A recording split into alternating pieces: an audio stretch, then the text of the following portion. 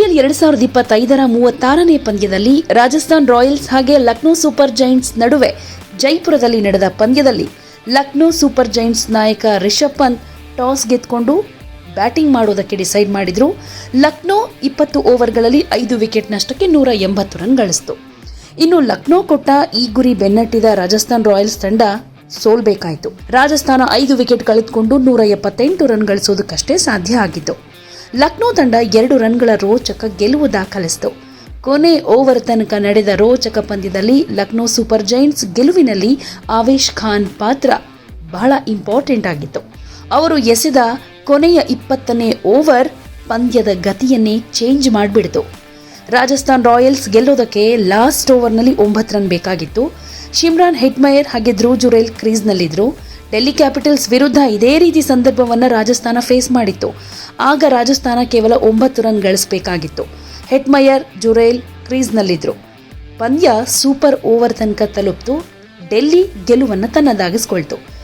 ಈ ಪಂದ್ಯ ಏನಾದರೂ ಸೂಪರ್ ಓವರ್ಗೆ ರೀಚ್ ಆಗುತ್ತಾ ಅನ್ನೋದ್ರ ಬಗ್ಗೆನೇ ಎಲ್ರಿಗೂ ಒಂದು ರೀತಿ ಕ್ಯೂರಿಯಾಸಿಟಿ ಇತ್ತು. ಆದರೆ ರಾಜಸ್ಥಾನ ತಂಡ 2 ರನ್ಗಳಿಂದ ಮ್ಯಾಚ್ ಸೋಲ್ಬೇಕಾಯಿತು.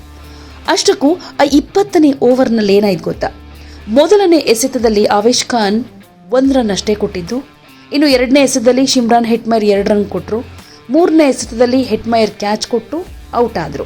ಇನ್ನು 4ನೇ ಎಸೆತದಲ್ಲಿ ಶುಭಮ್ ದುಬೆ ಒಂದೇ 1 ರನ್ ಗಳಿಸೋದಕ್ಕೂ ಆಗಲಿಲ್ಲ.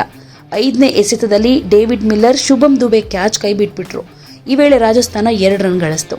ಆದರೆ ಕೊನೆಯ ಎಸೆತದಲ್ಲಿ ಶುಭಮ್ ದುಬೆ 1 ರನ್ ಮಾತ್ರ ಗಳಿಸೋದಕ್ಕಾಗಿದ್ದು. ಸೊ ಈ ಪಂದ್ಯದಲ್ಲಿ ಲಕ್ನೋ ತಂಡ ಗೆಲ್ತು. ಆದರೆ ಇಲ್ಲಿ ಕೆಲವರು ಅಂದ್ಕೊಳ್ತಾ ಇದ್ರು, ಅಂದರೆ ಕೊನೆಯ ಓವರ್ ಟೈಮ್ನಲ್ಲಿ ಬಾಲ್ ಚೇಂಜ್ ಮಾಡಿದರು. ಅಂದರೆ ಬಾಲ್ ಸ್ವಲ್ಪ ಹಾಳಾಗಿತ್ತು, ಆ ಥ್ರೆಡ್ಡೆಲ್ಲ ಈಚೆ ಬಂದ ಹಾಗಿತ್ತು. ಸೊ ಬಾಲ್ ಚೇಂಜ್ ಮಾಡಬೇಕು ಅಂತ ಅಂಪೈರ್ ಹೇಳ್ತಾರೆ. ಆವೇಶ್ ಖಾನ್ ಮಾತಿಗೆ ಆವೇಶ್ ಖಾನ್ ಹೇಳಿದ ಮೇಲೆ ಅಂಪೈರ್ ಕೂಡ ಬಾಲ್ ಚೇಂಜ್ ಮಾಡ್ತಾರೆ. ಆಗಲೇ ಒಂದು ಕಡೆ ಈ ಬಾಲ್ ರಾಜಸ್ಥಾನ್ಗೆ, ಅಂದರೆ ಹೊಸ ಬಾಲ್ ಬಂದಮೇಲೆ ರಾಜಸ್ಥಾನ್ಗೆ ಅದೃಷ್ಟ ಖುಲಾಯಿಸುತ್ತಾ ಅಥವಾ ಲಕ್ನೋಗೆ ಅದೃಷ್ಟ ತಂದುಕೊಡುತ್ತಾ ಅನ್ನೋದ್ರ ಬಗ್ಗೆನೇ ಒಂದಷ್ಟು ಕ್ಯೂರಿಯಾಸಿಟಿ ಬಿಲ್ಡ್ ಆಗಿತ್ತು. ಆದರೆ ರಾಜಸ್ಥಾನ ಗೆಲ್ಲೋದಕ್ಕಾಗಲಿಲ್ಲ, ಲಕ್ನೋ ಗೆಲ್ತು.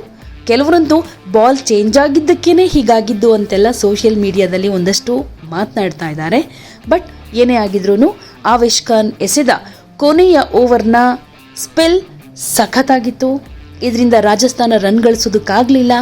ಗೆಲುವಿನ ಕ್ರೆಡಿಟ್ ಆವೇಶ್ ಖಾನ್ಗೆ ಸಲ್ಲುತ್ತೆ ಅಂತಾನೂ ಎಲ್ಲರೂ ಹೇಳ್ತಿದ್ದಾರೆ.